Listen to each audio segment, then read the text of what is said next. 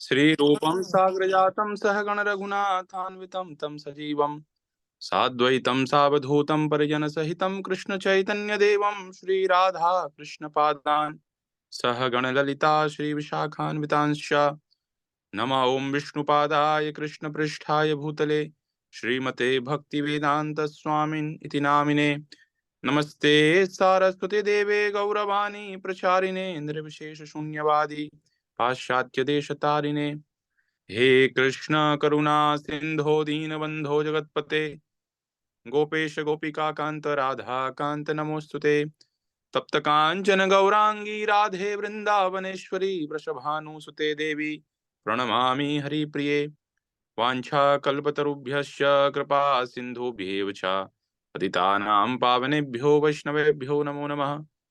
श्री कृष्ण चैतन्य प्रभु नित्यानंद श्री अद्वैत गदाधर श्रीवासादि गौर भक्त वृंद हरे कृष्णा हरे कृष्ण कृष्णा कृष्णा कृष्णा हरे कृष्णा हरे हरे राम हरे राम हरे राम राम राम राम राम राम राम हरे हरे। हरे कृष्णा। हरे कृष्ण। तो कल हम लोगों ने चर्चा की थी कि क्यों भगवान ये चौथे अध्याय में दिव्य ज्ञान की चर्चा कर रहे हैं, भगवत गीता का इतिहास क्या है, किस परंपरा के द्वारा ये ज्ञान पहुंचाया गया, कैसे इस ज्ञान का लक्ष्य शासन करना है, और शासन भी इसलिए ताकि व्यक्ति अनुशासन में रह करके भगवान को प्राप्त कर सके। भगवान ने ये ज्ञान क्यों पुनः प्रदान किया, इसके विषय में भगवान ने बताया। अर्जुन को ही ये ज्ञान क्यों प्रदान किया, क्या योग्यता है इस ज्ञान को सीखने की, ये बताया। अर्जुन का प्रश्न था कि प्रभु आप बहुत बाद में हुए, सूर्यदेव बहुत पहले हुए, आप कह रहे हैं सूर्यदेव को सबसे पहले ये ज्ञान दिया। उसकी स्पष्टता भगवान ने की। अपनी जो भगवान की जो स्थिति है, जो मूल स्थिति है कि कैसे भगवान अजन्मा है, अविनाशी हैं, उसके आधार पर भगवान ने बताया और अर्जुन की स्थिति बताई। कल एक बहुत ही महत्वपूर्ण सिद्धांत हम लोगों ने सीखा था कि जीवात्मा और भगवान में किस प्रकार का अंतर है, कैसे दोनों एक नहीं हो सकते। इस सिद्धांत की हम लोगों ने चर्चा की और अंत में भगवान ने बताया कि भगवान क्यों इस संसार में आते हैं। तो पहला वाला जो हम लोगों ने 7वां श्लोक पढ़ा था, यदा यदा ही धर्मस्य ग्लानिर्भवति भारत अभ्युत्थानम अधर्मस्य तदात्मानं सृजाम्यहम्।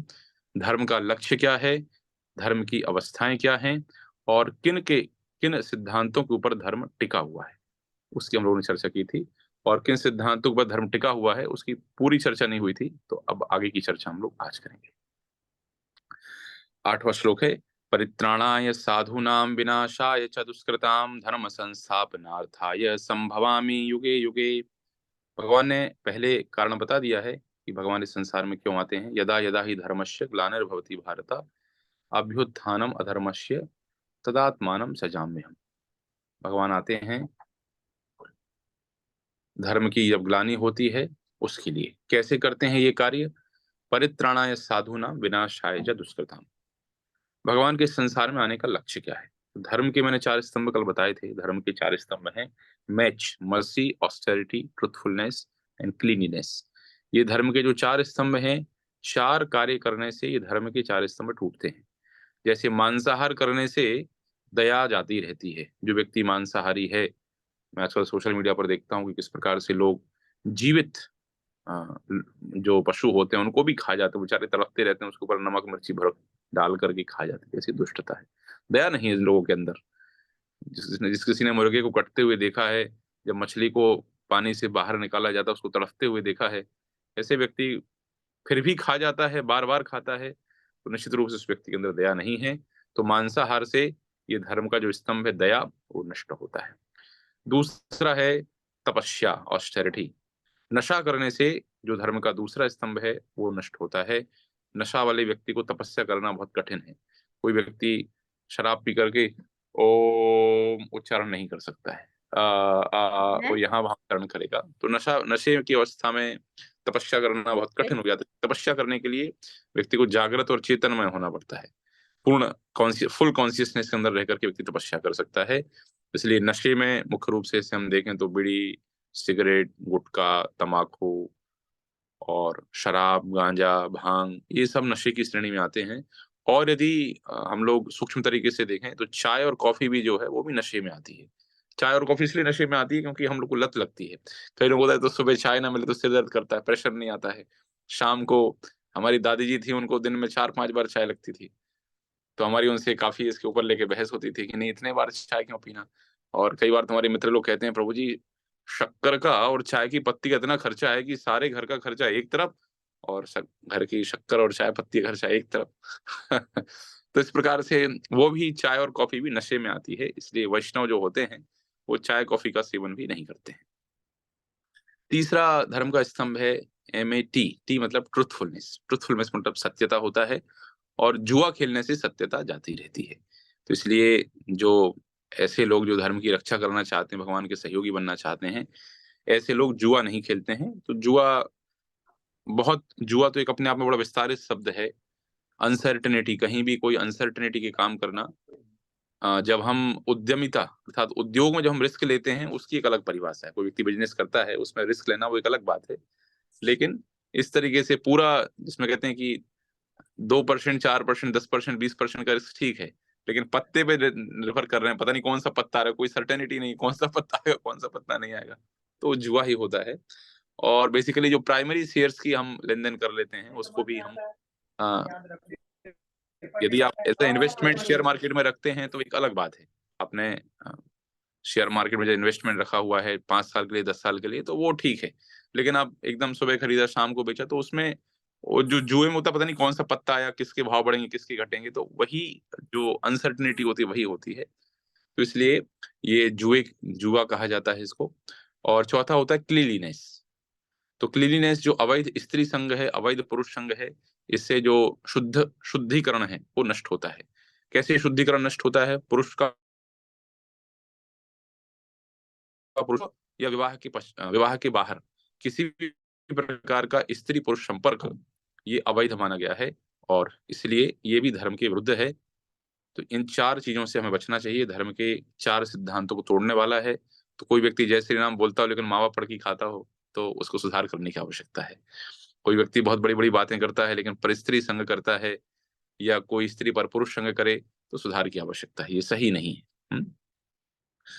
तो ये धर्म के 4 स्तंभ में भगवान आकर के इनको मजबूत करते हैं, दृढ़ करते हैं, इस प्रकार के लोगों का वध करते हैं। तो परित्राणाय साधूनाम विनाशाय च दुष्कृताम। यहाँ पर 2 कारण बताए गए हैं, भक्तों का उद्धार करने के लिए और दुष्टों का विनाश करने के लिए। वास्तव में दुष्टों के विनाश करने के लिए भगवान को आने की आवश्यकता नहीं है। थोड़ी देर के लिए ऑक्सीजन रोक दें तो सारे दुष्ट अपने आप मर जाएंगे। मुख्य तो उद्देश्य ये होता है भक्तों को उद्धार करने के लिए। भगवान इस संसार में इसलिए आते हैं, हम सब किसी कारणवश भटक गए हैं। आप देखते हैं ना, जैसे हम लोग मूवी देखने जाते हैं, मुझे पता नहीं, मैं तो नहीं जाता हूँ, बहुत समय से छोड़ दिया, लेकिन जो लोग जाते हैं मूवी देखने, तो बीच में ट्रेलर आता है एक। बीच में जब इंटरवल होता है या मूवी शुरू होने के पहले कुछ ट्रेलर्स आते हैं कुछ मूवीज के, और वो ट्रेलर में ऐसे लगता है, इस तरीके से उस ट्रेलर में दिखाया जाता है कि हमारी इच्छा होती है कि ये मूवी देखने तो मैं पक्का आऊंगा। तो भले वो मूवी एकदम कचरा हो, लेकिन वो ट्रेलर होता है वो शानदार होता है, तो उसको देख कर कई लोग मूवी देखने जाते हैं। तो ट्रेलर क्या होता है? बेसिकली ट्रेलर होता है उस पिक्चर, उस मूवी की तरफ हमें आकर्षित करने के लिए। तो भगवान भी इस संसार में उसी ट्रेलर को दिखाने आते हैं। भगवान चाहते हैं हम उनके पुत्र हैं, हम उनके साथी रहें, जैसे हर माता पिता चाहते हैं बच्चा हमारे साथ रहे, प्रेम पूर्वक रहे। ये बात और है, बच्चा दुष्ट होता है तो दुष्टता करता है, यहाँ वहां भागता है, लेकिन माता पिता चाहते हैं बच्चे प्रेम पूर्वक हमारे साथ में रहें।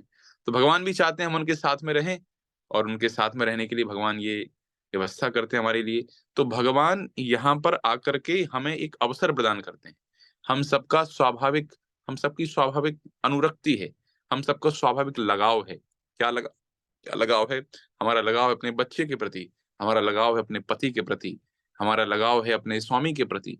तो इस प्रकार के लगाव हमारे जीवन में स्वाभाविक रूप से हैं, और भगवान वही अवसर में प्रदान करते हैं कि आपका जो लगाव है, आप वही लगाव किसके प्रति कीजिए? हमारे प्रति कीजिए। हम आपके पुत्र बनने के लिए तैयार हैं। जैसे यशोदा ने हमसे पुत्रवत स्नेह किया, आप भी हमसे पुत्रवत स्नेह कर सकते हैं। जैसे गोपियों ने भगवान के साथ माधुर्य रस में आदान प्रदान किया, हम भी आपके प्रेमी बन सकते हैं। जैसे हनुमान जी या दूसरे अन्य ग्वाल वाल सखा बने, हनुमान जी सेवक बने, तो वो सेवक, वो सखा, वो वात्सल्य और वो प्रियतम के रूप में प्रेम आप हमारे साथ भी कर सकते हैं। भगवान ये अवसर हमें प्रदान करते हैं। भगवान यहाँ पर आकर कहते हैं भक्तों का उद्धार करने, अर्थात भगवान आकर के इस प्रकार से भक्तों के साथ आदान प्रदान करते हैं, अपने धाम का ट्रेलर दिखाते हैं, और हमें एक अवसर प्रदान करते हैं कि हम उसके लिए चाह उत्पन्न करें, हम उसके लिए इच्छा उत्पन्न करें, ताकि हम भगवान के धाम में वापस जा सकें। इसलिए भगवान इस संसार में यहाँ पर आते हैं। दुष्टों का विनाश तो भगवान चुटकी बजा करके भी कर सकते हैं, उसके लिए बहुत परिश्रम करने की आवश्यकता नहीं है। आप बोलेंगे प्रभु जी आप ऐसा क्यों कह रहे हैं? मैं ऐसा इसलिए कह रहा हूं, आप देख लीजिए, चाहे कृष्ण चरित्र देखिए, चाहे राम चरित्र देखिए, दुष्टों का विनाश तो भगवान राम जी ने कर दिया 1 साल में। रावण को मार दिया, सबका मार पीट के, बाकी भगवान ने 11,000 वर्षों तक शासन किया। तो 11,000 वर्षों तक क्या मूंगफली बेची भगवान राम जी ने? क्या किया? भक्तों से आदान प्रदान किया, प्रजा के साथ में राजा के जैसा आदान प्रदान किया भक्तों के साथ। यही भगवान कृष्ण के विषय में है। भगवान कृष्ण 125 वर्ष तक इस धराधाम पर रहे। 125 वर्षों में कुछ राक्षसों को मारा, गिनती के कुछ राक्षसों को मारा। बाकी समय द्वारिका के भक्तों से आदान प्रदान, वृंदावन के भक्तों से आदान प्रदान, हस्तिनापुर के भक्तों से आदान प्रदान, यही तो किया भगवान ने। तो दुष्टों का विनाश करना भगवान की द्वितीयक प्राथमिकता है।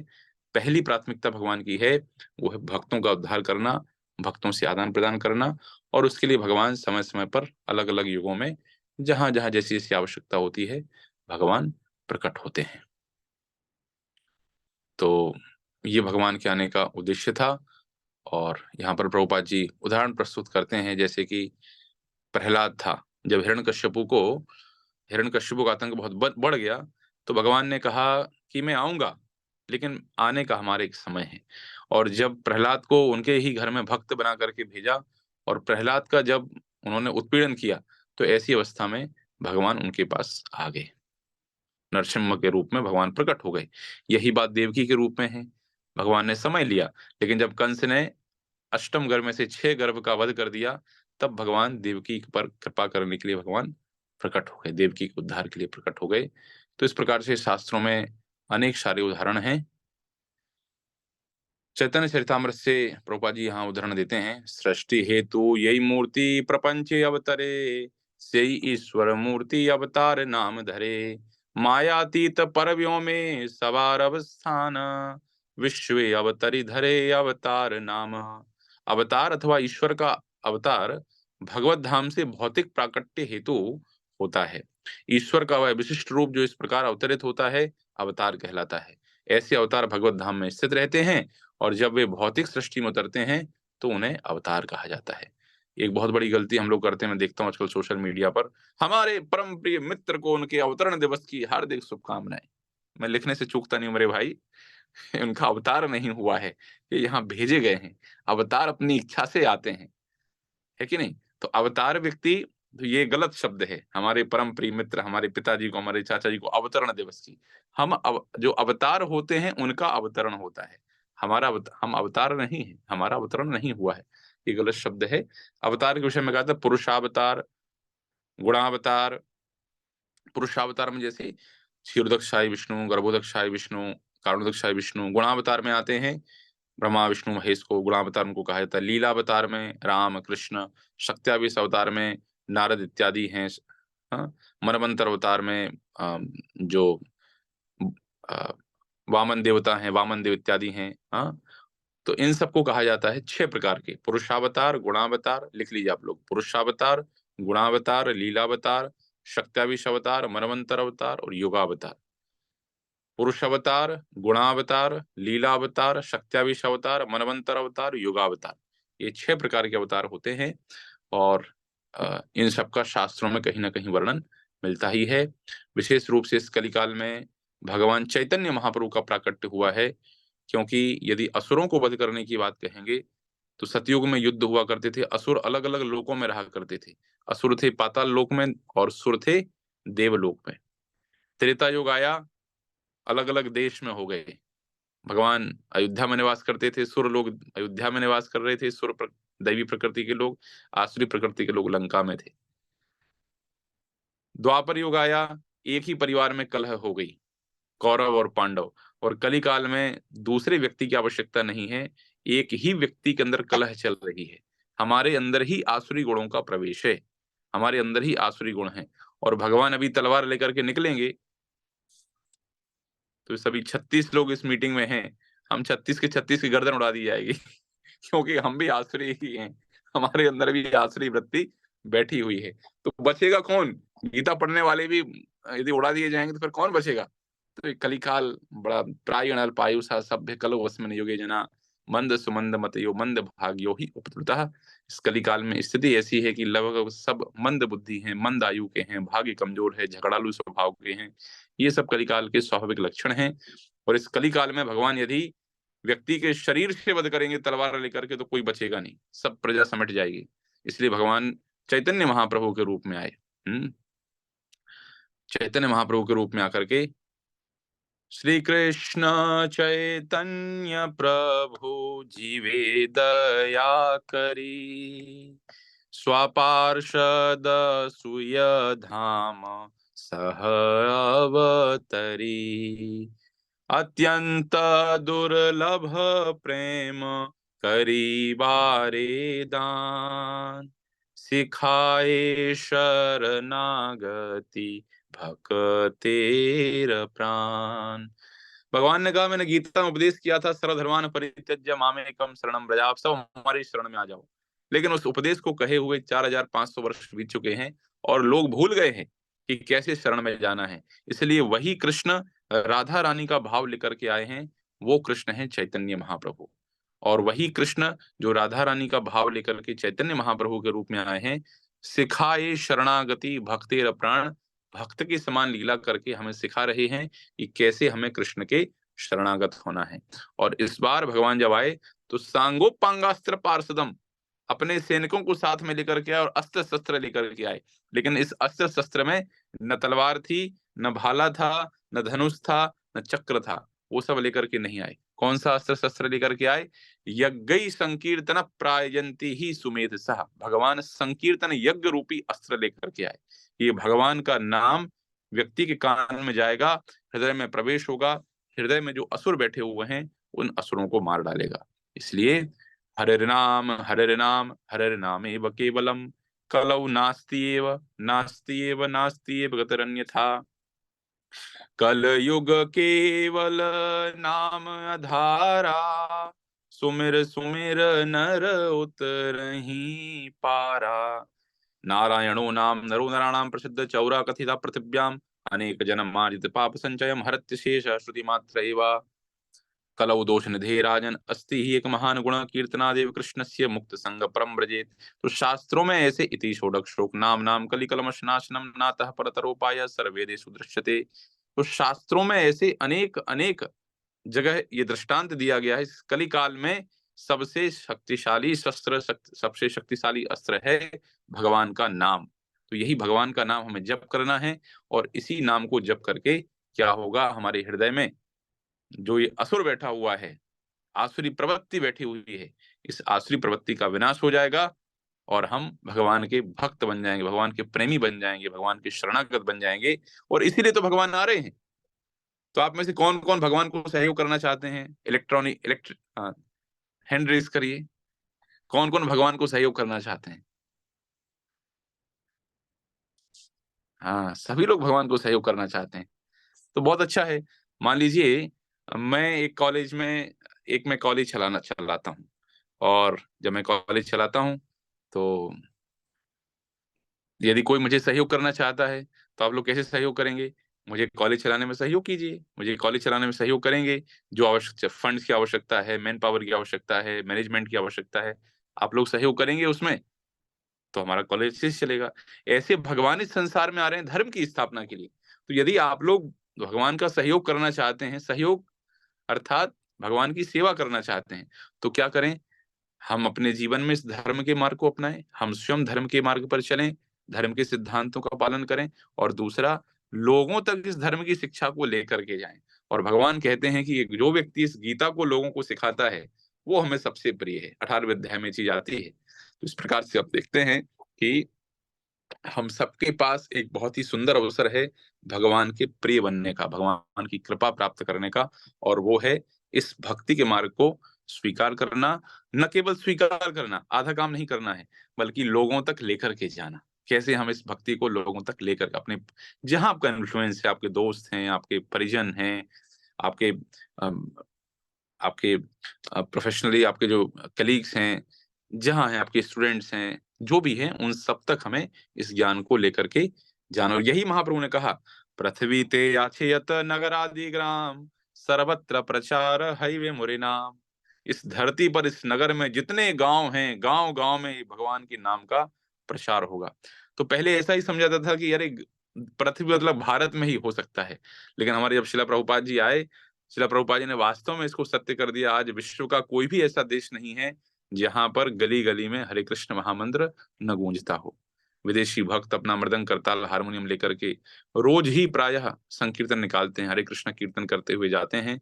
तो ये महाप्रभु की जो वाणी थी कि धरती के हर नगर, हर ग्राम में ये नाम गूंजेगा।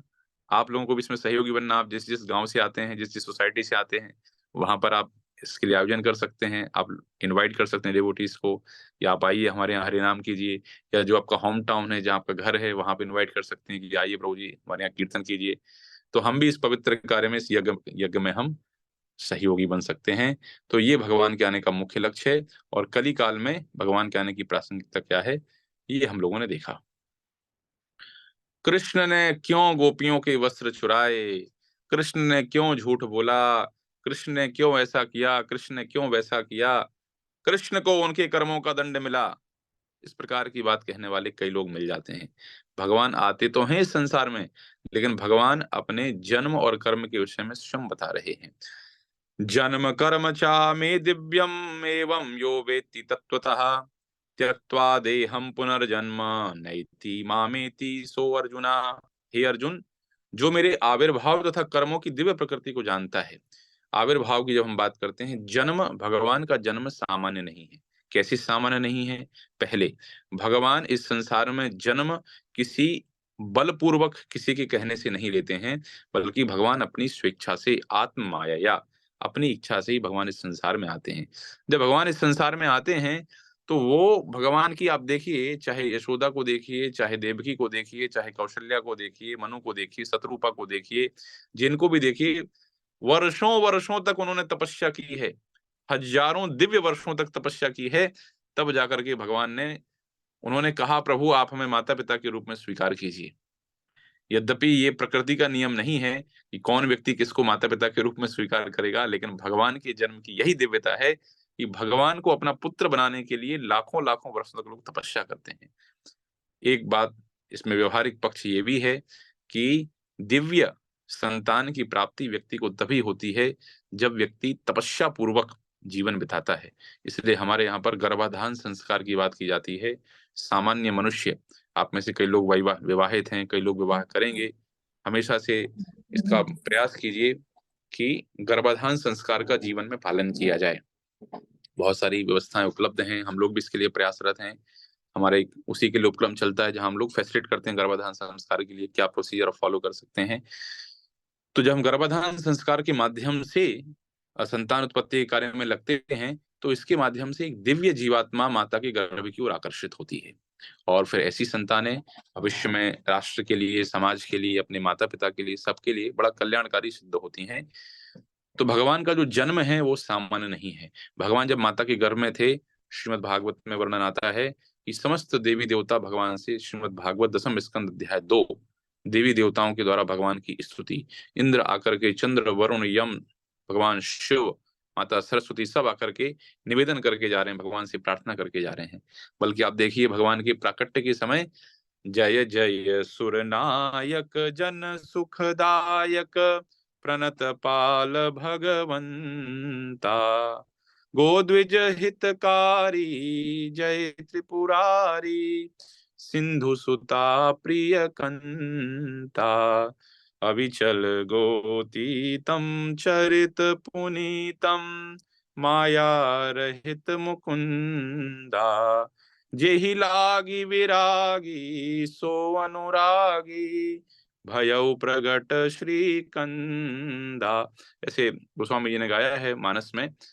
तो जय जय सुरनायक जन सुखदायक, जाते हैं ब्रह्मा जी, शिव जी, समस्त देवी देवताओं को लेकर के, प्रभु बड़ा संकट पड़ा हुआ है, बहुत कष्ट में हम, प्रभु आइए आप आकर के हमारी रक्षा कीजिए। इसलिए कहते हैं जन्म दिव्य है भगवान का। जब भगवान को बुलाने के लिए प्रार्थना की गई, देवी देवता गए, किसके पास आएंगे, उनके द्वारा तपस्या की गई। जब माता के पास भगवान प्रकट हुए, तब समस्त देवी देवता आकर के प्रार्थना कर रहे हैं। तो ये भगवान के जन्म की दिव्यता है। भगवान का जन्म आपके और हमारे जैसा नहीं है। कैसे आए भगवान, कैसे प्रकट हुए? चतुर्भुज रूप में, शंख चक्र गदा पद में लेकर के भगवान प्रकट हुए। शंख चक्र गदा पद में लेकर के जब भगवान प्रकट हुए, फिर भगवान मैया ने कहा, प्रभु की जय शिशु लीला, हम बालक के रूप में, वात्सल्य रूप में आपसे आदान प्रदान करना चाहते हैं। तो भगवान उस चतुर्भुज रूप से किस रूप में आ गए? द्विभुज रूप में। आप में और हम में से कोई ऐसे व्यक्ति हैं जो चतुर्भुज रूप में प्रकट हुए हैं? कोई कहते हैं माता पिता से भगवान प्रकट होते हैं। अरे हिरण्यकश्यपु जब मार रहा था प्रहलाद को, उसने, कहाँ है तुम्हारा विष्णु, कहाँ से तुम शक्ति प्राप्त करते हो, कहाँ है विष्णु? यहाँ है, यहाँ है, यहाँ है, कहाँ है? उन्होंने बोला सब जगह हमारा विष्णु है। यहाँ भी है, हाँ यहाँ भी है, यहाँ भी है, यहाँ क्या इस खंबे में भी? हाँ इस खंबे में भी है। भगवान वहां पर नहीं थे, लेकिन प्रहलाद ने कहा है हमारे विष्णु इस खंबे में भी। भगवान वहां से भी प्रकट हो गए। ये भगवान के जन्म की दिव्यता है। ब्रह्मा जी की नासिका से सूकर अवतार भगवान का प्रकट हो गया, कोई माता पिता की वहां आवश्यकता नहीं पड़ी, नासिका से सूकर अवतार प्रकट हो गया। तो कभी कई बार भगवान जब नर लीला करते हैं तो अच्छा लगता है ना। अब हिरण कहते हैं कि भगवान जब शुक्र अवतार के रूप में आए, उनकी एक रोमकूप की गहराई इतनी ज्यादा थी कि सारे समुद्रों का जल उनके एक रोमकूप में आ जाएगा। तो ऐसे भगवान को आप देखेंगे डर जाएंगे। तो इसलिए भागवत में कहते हैं 10वें स्कंद के प्रारंभ में ही कि भगवान के अवताराणाम ही अनेक अनेक अवतार हुए हैं, लेकिन जो नर अवतार भगवान मनुष्य लीला कर रहे हैं, उससे हमें प्रेम जोड़ना क्या हो जाता है? आसान हो जाता है। उनसे जुड़ना हमें क्या हो जाता है? आसान हो जाता है। तो इसलिए भगवान का जन्म दिव्य है। इस प्रकार से कोई भी व्यक्ति इस संसार में आया है कहीं, तो हमें यही विचार करना चाहिए कि इनका जन्म जब हुआ था, जो अपने आप तथाकथित भगवान कहते हैं, तो कौवे ने ही कांव कांव किया था, और तो कोई देवता इत्यादि स्तुति करने के लिए नहीं गए, जो संसार के तथाकथित लोग भगवान बनने का प्रयास करते हैं। तो ये है जन्म। और दूसरा कहते हैं कर्म, जन्म कर्म में दिव्यम, भगवान का जो कर्म है वो भी दिव्य है। हरि अनंत हरि कथा अनंता, कहे सुनहि बहुविधि सब संता, बिन पग चले सुने। भगवान के जो गुण हैं, भगवान के जो कार्य हैं, उनको समझना बहुत कठिन है, लेकिन सत्य यही है। एक बार जब भगवान विष्णु ने भृगु मुनि की पत्नी का गर्दन काट दी, तो भृगु मुनि ने तपस्या श्राप दे दिया भगवान को कि प्रभु आपको अपनी पत्नी से वियोग सहना पड़ेगा। फिर उनको पता चला अरे भगवान के ऊपर तो कोई श्राप का फर्क ही नहीं पड़ता है। जब भगवान के ऊपर श्राप का फर्क ही नहीं पड़ता, फिर तपस्या करी उन्हीं विष्णु की, उनसे कहा प्रभु हमारे श्राप को स्वीकार कर लो। तो भगवान ने कहा ठीक है, तुम्हारे श्राप को स्वीकार कर लेते हैं।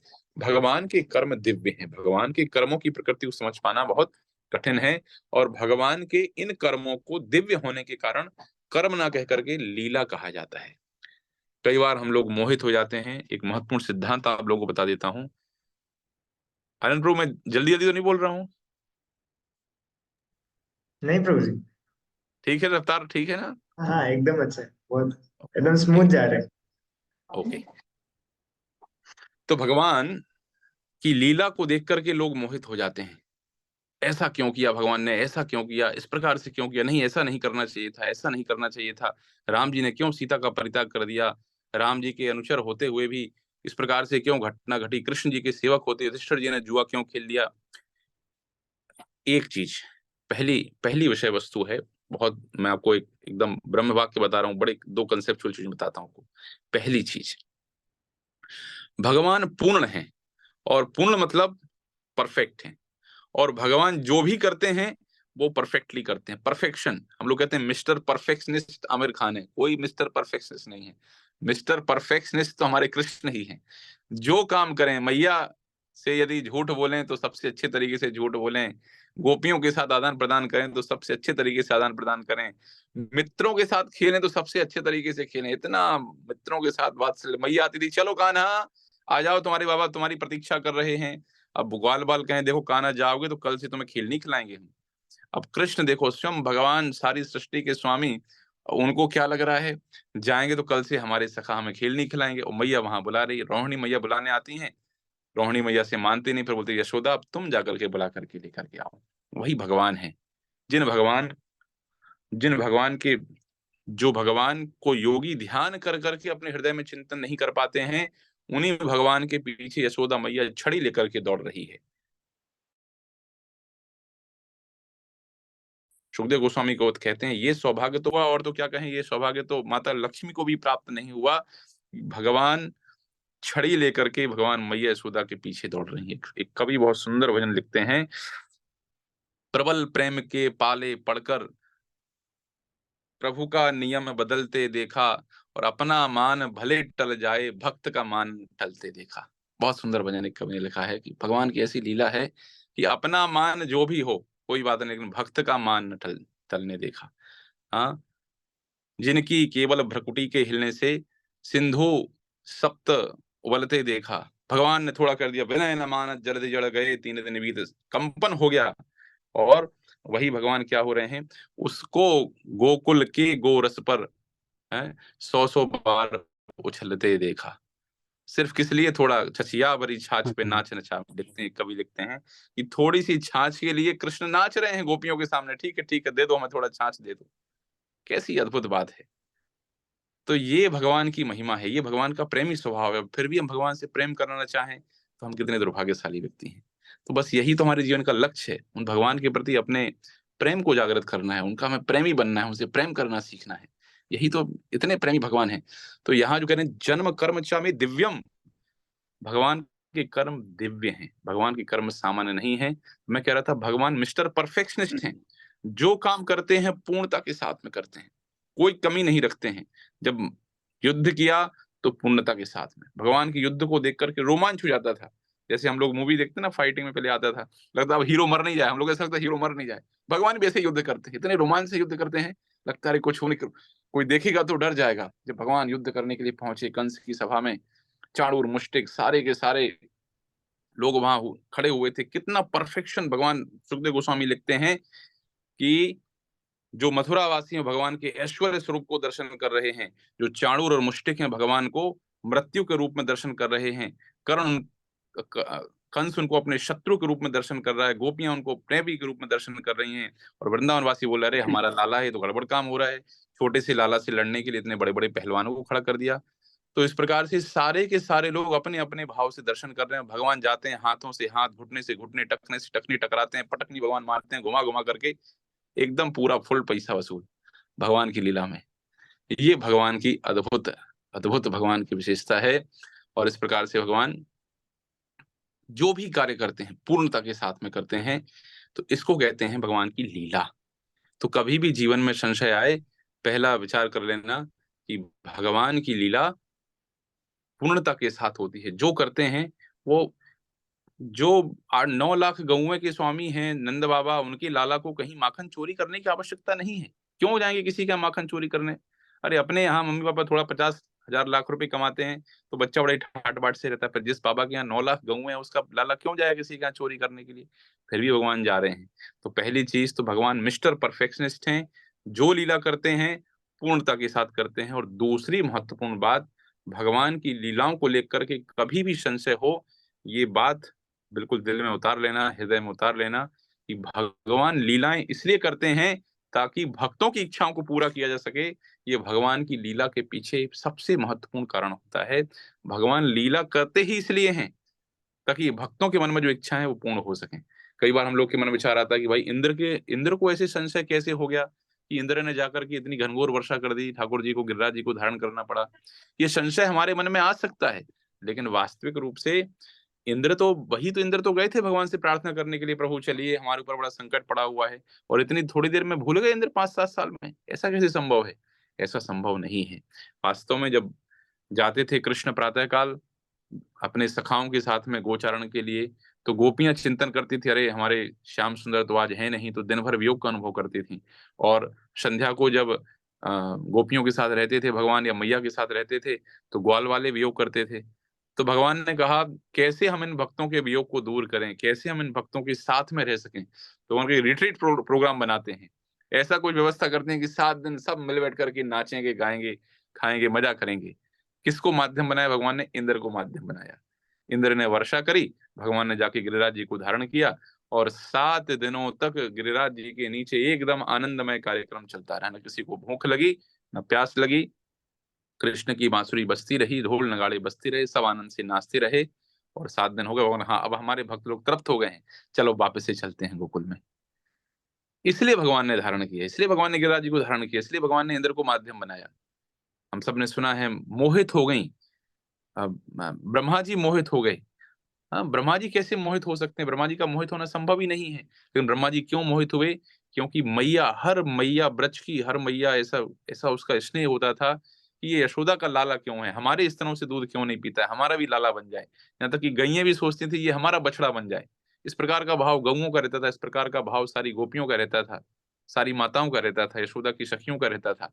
तो भगवान ने कहा हमारी माताओं के भाव को तुष्ट करना होगा, इनकी इच्छा पूरी करनी होगी, हमारी गौओं के भाव को भी तुष्ट करना होगा। ये विचार करके भगवान ने ब्रह्मा जी को माध्यम बनाया।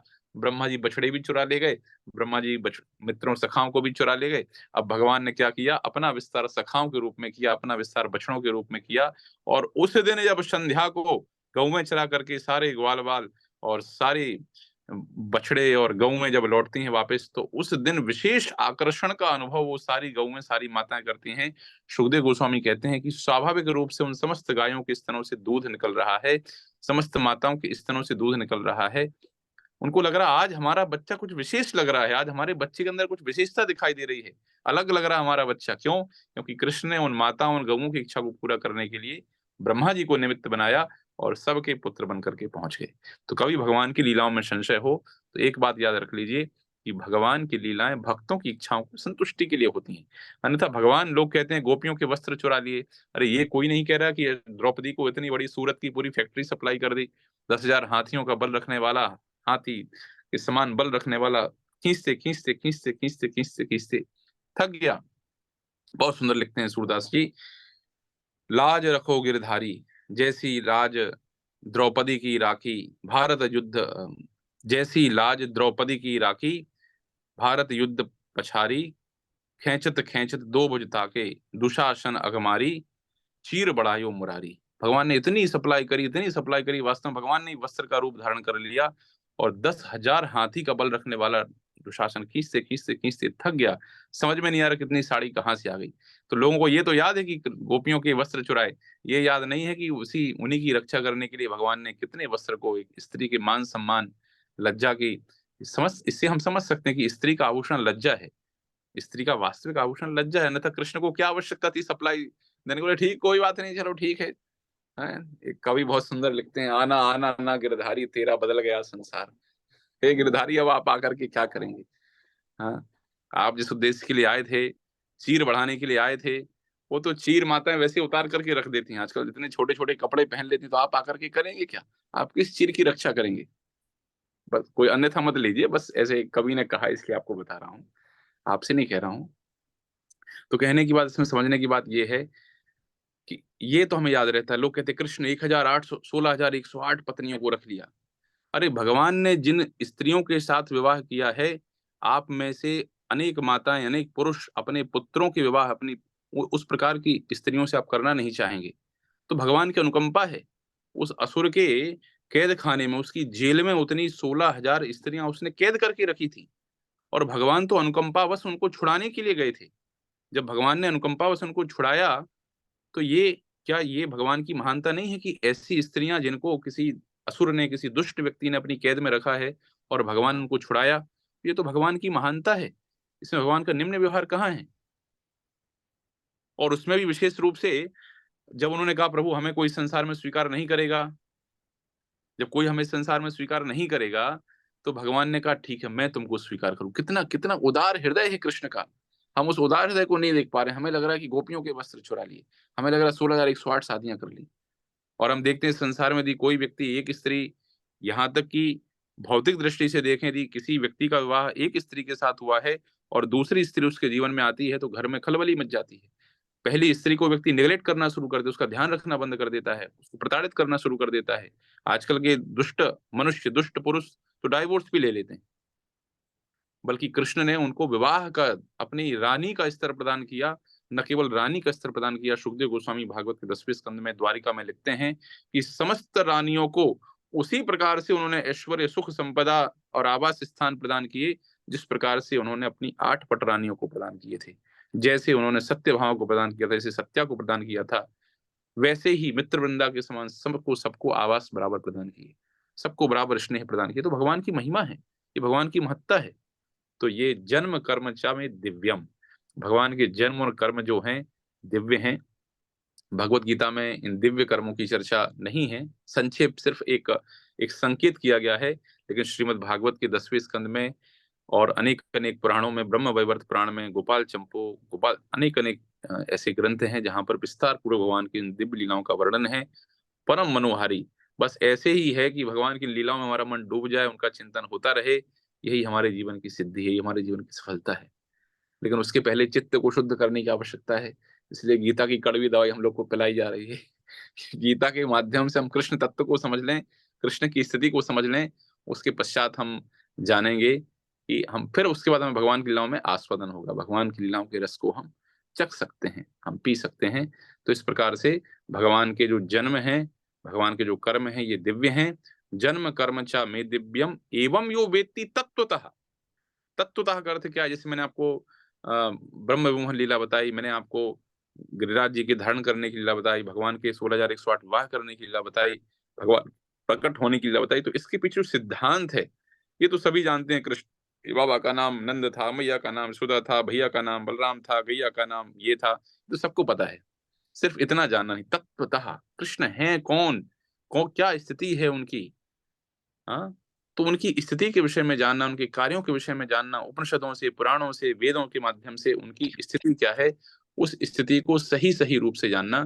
जैसे पानी दिखाई देना, आप में से लोग विज्ञान के विद्यार्थी होंगे, ये पानी है, ये सरल सी बात है। लेकिन पानी गंधहीन, रंगहीन, जो भी उसके, जिसको हम कहते हैं कि क्वालिटीज उसकी क्या हैं, उसका फॉर्मूला क्या है, फॉर्मूले की रिएक्शंस होती हैं तो कैसे होती हैं, कौन सी चीजें कहाँ, हाइड्रोजन कहाँ जाके जुड़ेगा, ऑक्सीजन कहाँ जाके जुड़ेगा, वो सारी जो चीजें हैं उसको वास्तविक रूप से जानना, ये जानना है कि नहीं? तो ये, यही बात यहाँ कही जा रही है कि भगवान को तत्वतः जानना। और जो व्यक्ति तत्वतः जानना है, तो जन्म कर्मचा में दिव्यम एवं यो वेत्ति तत्वतः। यदि कोई व्यक्ति भगवान को तत्वतः जान ले तो क्या होगा? जन्म मृत्यु से छुटकारा पा जाएगा। हाँ, नैति मामेति सो अर्जुना, हे अर्जुन, वो व्यक्ति पुनः इस संसार में नहीं आया। कितनी दिव्यता है भगवान की।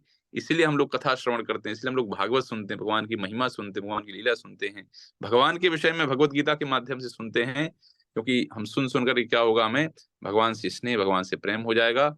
और नैति मामेति सो अर्जुना, हे अर्जुन, इस प्रकार का व्यक्ति पुनः इस संसार में वापस लौट करके नहीं आएगा। नहीं आता। तो आप सबको इसका आस्वादन करना ही है, करते ही रहना है। ये तो 3 महीने का कोर्स एक शुरुआत है। ऐसे अनेक अनेक दिव्य दिव्य ग्रंथ हैं, तो आगे भी उन सब का आस्वादन करते ही रहना है। अगला प्रश्न आता है, जब कोई कहे हाँ हाँ हमारी यूनिवर्सिटी में पढ़ करके फलाना व्यक्ति, हमारी यूनिवर्सिटी में ऐसा प्लेसमेंट होता है, वैसा होता है, ये होता है, वो होता है, तो आप कहेंगे भैया कुछ पुराने रिकॉर्ड दिखाओ, आपकी यूनिवर्सिटी में जो व्यक्ति पढ़ा है तो उनके प्लेसमेंट हुए हैं कि नहीं हुए हैं, देखना चाहता हूँ। तो व्यक्ति बेस्ट बेस्ट प्लेसमेंट दिखाते हैं, गूगल से हमारे यहाँ पर गए 25 लाख का पैकेज हुआ, हमारे यहाँ पर इस कंपनी में गए 40 लाख का पैकेज हुआ, बाकी सब 10-15 हजार में बेचारे जॉब कर रहे हैं। पॉइंट ये है कि जब हम चेक करते हैं अथॉरिटी, हम देखते हैं, हिस्ट्री देखते हैं। मैं भी कहीं कोई किसी व्यक्ति के पास जाता हूँ तो हम, मैं उससे पूछते हैं हम लोग कि भाई आप ठीक है दिखाओ, डेटास दिखाओ, आपके पहले कैसे रहे, आपने कहाँ कहाँ काम किया, कैसे कैसे काम किया है। तो भगवान भी वही कह रहे हैं, वीतराग भय क्रोधा मनमया मामुपाश्रिता बहवो ज्ञान तपसा पूता मदभावमागतः। आसक्ति, भय तथा क्रोध से मुक्त होकर, मुझ में पूर्णतया तन्मय होकर और मेरी शरण में आकर बहुत से व्यक्ति भूतकाल में मेरे ज्ञान से पवित्र हो चुके हैं। इस प्रकार से उन सबों ने मेरे प्रति दिव्य प्रेम को प्राप्त किया है। लक्ष्य यहाँ पर बता दिया गया है, दिव्य प्रेम को प्राप्त करना लक्ष्य बता दिया गया, मार्ग ही बता दिया गया है।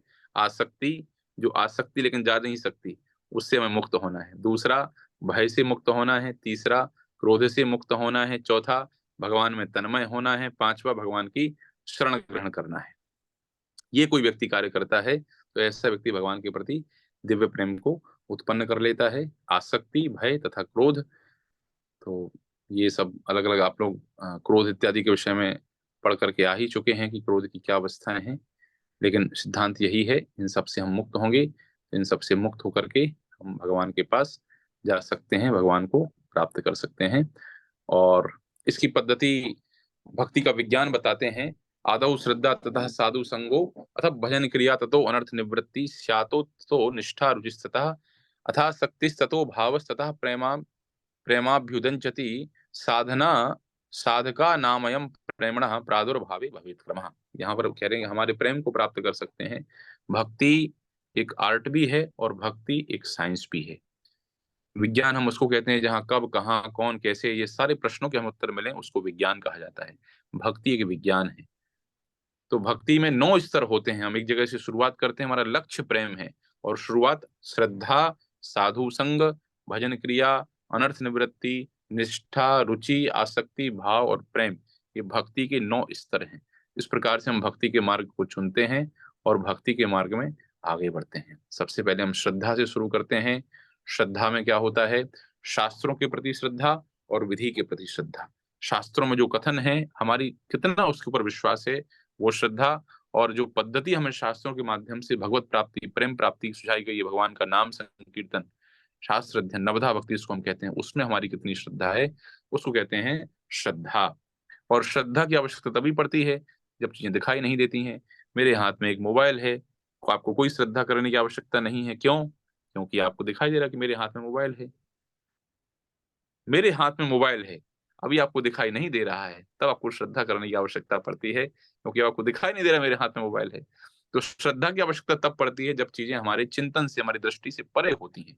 हम इन भौतिक इंद्रियों के माध्यम से जब उनको देख नहीं सकते, समझ नहीं सकते, तब हमें श्रद्धा की आवश्यकता होती है। और श्रद्धा हमारे अंदर है ही।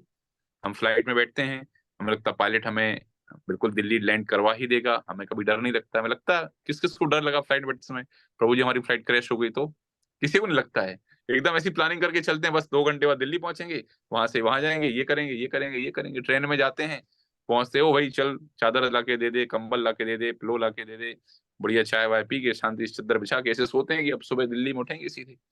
अरे मान लो गाड़ी पटरी से उतर गई तो? हमारे अंदर श्रद्धा है। हमारे पुरुष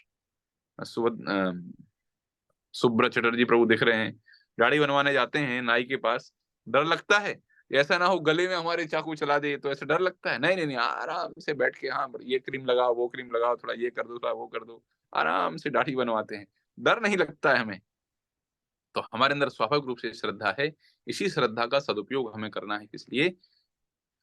शास्त्रों को समझने में और भक्ति की इस पद्धति को समझने में। श्रद्धा, व्यक्ति की श्रद्धा बढ़ती है, तो साधु संग, वो साधु का संग करता है। साधु का संग क्या होता है? साधु का संग तो मच्छर भी करता है, लेकिन मच्छर साधु का खून पीता है। तो संग का अर्थ ये नहीं होता है किसी व्यक्ति के साथ में रहना। If you don't have appreciation, then you are not doing sadhu sanga. If you can not appreciate the activities, हम साथ में रहे, 2 मैया साथ में गई, अरे क्या बताएं आपको, वो तो ऐसी है, वो तो वैसी है, वो दूसरी मैया कह रही है वो ऐसी है, वो वैसी है, तो ये संग थोड़ी हुआ, ये तो साथ में रहकर दूसरे की निंदा कर रहे हैं। So if we don't have appreciation for each other, that's not the association. Association means when we are with each other and we are appreciating, we are trying to seeing the good qualities in them, that is called appreciation. तो साधु के साथ में रह करके, और साधु का संग 2 प्रकार का है। साधु की वाणी का संग, जैसे आप लोग अभी प्राप्त कर रहे हैं, हमें भगवान ने कीर्तन करने का अवसर प्रदान किया है, आपको श्रवण करने का अवसर प्रदान किया है। और हम किसका संग कर रहे हैं? हम श्रील प्रभुपाद जी के तात्पर्यों से पढ़ रहे हैं, उनके अर्थ से पढ़ रहे हैं, तो हम प्रभुपाद जी का संग कर रहे हैं उसी समय। इसको कहते हैं साधु के मुख से सुनना, वो वास्तविक संग है साधु का। या साधु के शरीर की कभी सेवा, किसी के पैर दबाना, कपड़े धोना, रूम की सफाई कर देना, उसको कहते हैं वपु सेवा। तो वपु सेवा और वाणी सेवा, इसके माध्यम से हमें साधु का संग प्राप्त होता है। जब साधु का संग प्राप्त होता है तो साधु बोलता है, लो माला हाथ में, करो हरे कृष्ण हरि नाम करो, हरे कृष्ण कृष्ण कृष्ण हरे हरे, हरे राम राम राम हरे हरे। जब साधु के प्रति हमारी श्रद्धा बहुत दृढ़ हो जाती है, तो हम उस साधु से दीक्षा प्राप्त करते हैं, उससे हम मंत्र ग्रहण करते हैं। नहीं, हमें ये महाराज जी से, ये इनसे हमें दीक्षा ग्रहण करनी है, हम दीक्षा ग्रहण करते हैं। फिर वो साधु हमें प्रमाणिक रूप से भजन क्रिया में लगा देते हैं, भजन क्रिया में लग जाते हैं, रोज 16 माला जप करना प्रारंभ करते हैं, खूब तीव्रता से भजन में लगते हैं। और भजन में जब लगते हैं, तो फिर धीरे धीरे हमारे जो अभद्र हैं, अभद्र काम क्रोध मद मात्सर इत्यादि जो अभद्र हैं, वो धीरे धीरे नष्ट होने शुरू हो जाते हैं। इसको कहा जाता है अनर्थ निवृत्ति। अनर्थ निवृत्ति तक की अवस्था है पहाड़ के ऊपर चढ़ना। पहाड़ के ऊपर चढ़ने में बड़ा परिश्रम होता है, लेकिन एक बार पहाड़ के ऊपर चढ़ जाएं, फिर उतरने में बड़ी आसानी होती है। जो लोग केदारनाथ यमुनोत्री गए हैं चढ़ करके, चढ़ने में बड़ा परिश्रम होता है। मैं भी गया था पिछले साल, हम चढ़ेंगे तो भाई घोड़े से, पैदल चलना तो कठिन लग रहा है। घोड़े से चढ़े, लेकिन उतरे पैदल। पैदल उतरना आसान होता है, कम मेहनत लगती है, लेकिन चढ़ने में बड़ी मेहनत लगती है। इसी प्रकार से अनर्थ निवृत्ति तक की अवस्था बड़ी जटिल होती, कठिन होती है, इसलिए हमारा मन नहीं लगता है भक्ति में। लेकिन जिस व्यक्ति के हृदय से अनर्थ जाते रहते हैं, उसको भक्ति करने बड़ा मजा आता है, उसको भक्ति करने बड़ा आनंद आता है। तो अगला अनर्थ निवृत्ति का होता है निष्ठा। निष्ठा के साथ वो व्यक्ति भक्ति में स्थिर हो जाता है, फिर रुचि के साथ वही सारे कार्य करने लगता है, आसक्ति हो जाती है भगवान के साथ में, भाव की अवस्था तक पहुंच जाता है, आदान प्रदान भगवान से करने लगता है और अंततः भगवान के प्रेम में डूब जाता है। नयनम गलदृशुधारया वदनम गदगद हृदया गिरा पुलकैर्निचितं बभूव तब नाम ग्रहणे भविष्यति। ऐसे प्रेमी भक्तों की आंखों से नयनम गलदृशुधारया, सब प्रेमी भक्त भगवान के सामने रोता है, भगवान की उसकी आंखों से अश्रुपात होता है, भगवान के विषय में कहता है, भगवान का दर्शन करता है, भगवान के बारे में बोलता है। वदनम गदगद हृदया, उसकी वाणी अवरुद्ध हो जाती है भगवान के विषय में कहते कहते। पुलकैर्निचितं बपू कदा, भगवान के विषय में कहते, भगवान का नाम ग्रहण करते उसके शरीर के रोंगटे खड़े होते हैं। ये सब प्रेमी भक्त के लक्षण हैं। और प्रेमी की परिभाषा तो ये है, लव इज अनकंडीशनड। प्रभु चाहे हमें दर्शन दें तो भी अच्छी बात है, प्रभु आपकी बात भी जो चाहे। ये गोपियों का भाव है कि हमारे स्वामी श्याम सुंदर हैं, उनको जो अच्छा लगे वो हम करने के लिए तैयार हैं। ये प्रेम की अवस्था है, परम प्रेम की अवस्था। एक बार की विशेष घटना आती है, भगवान कृष्ण ये स्थापित करना चाहते थे कि कैसे श्रीमती राधा रानी सबसे श्रेष्ठ, हमारी सबसे प्रिय, सबसे श्रेष्ठ गोपी हैं, सबसे प्रेमी हैं। और भगवान ने ऐसा बीमार बनने का नाटक किया, वैद्य बन करके एक व्यक्ति आया, उन्होंने कहा कि यदि भगवान के किसी भक्त के चरण रज इनको प्राप्त हो जाए तो उनका जो सिर दर्द है वो ठीक हो जाएगा।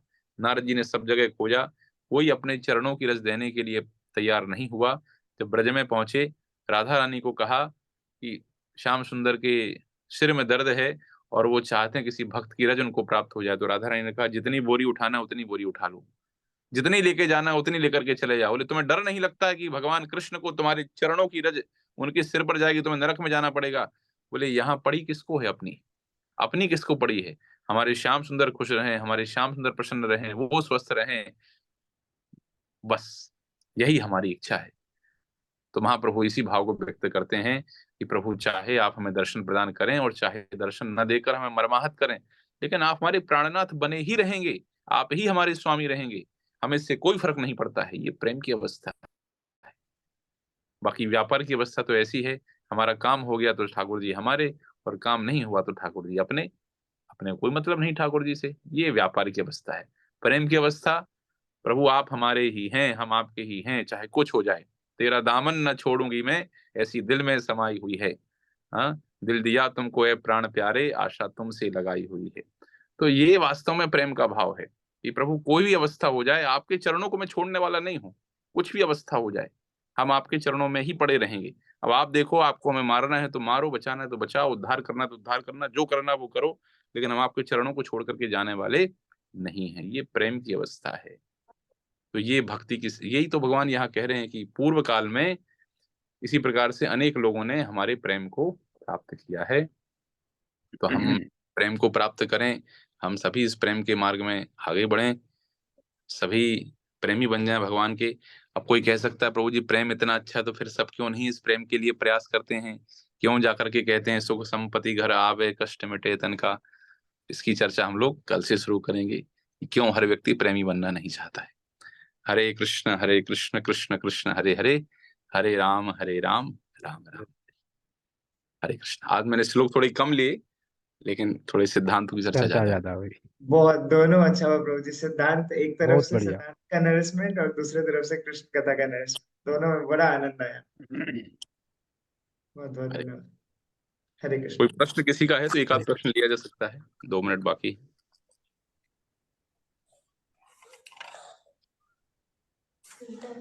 ये जो आपने अभी प्रेम कृष्ण जी के लिए कहा ना कि कृष्ण जी के प्रति हमारा ऐसा प्रेम, तो हमें ऐसा अपने हस्बैंड के लिए भी करना चाहिए कि जैसे कुछ लोग होते हैं ना कि मैं अपने हस्बैंड को जॉब पे बाहर नहीं जाने दूंगी। कुछ औरतों का ऐसा रहता है कि दूर चले जाएंगे तो हो सकता है कि वो कहीं और व्यस्त हो जाए, मुझे भूल जाए। तो ऐसा हमें हमें सिर्फ अपने पति के प्रति भी ऐसा प्रेम जाहिर करना चाहिए, उन्हें भी मतलब कहीं जाने का बाहर ऑफर मिले तो उनको छोड़ना चाहिए, और हमारा ये श्रद्धा, हमारा जो एक प्रेम है ना, वो उनको बांध के रखेगा और वो कहीं किसी को ऐसा जाने नहीं देगा ना, मतलब अपने हस्बैंड के लिए भी हमारी फीलिंग्स अगर ऐसे स्ट्रांग रहेंगी तो ये मुझे लगता है कि वहां पर भी हम लोगों को काम लग सकता है ना। ये पॉइंट जो हम कृष्ण जी के लिए कर रहे हैं वो अगर हम अपने हस्बैंड के लिए करेंगे वो फीलिंग्स, तो वो भी स्ट्रांग बनेगा हमारा रिलेशन उससे। ऐसा मुझे ऐसा लगता है।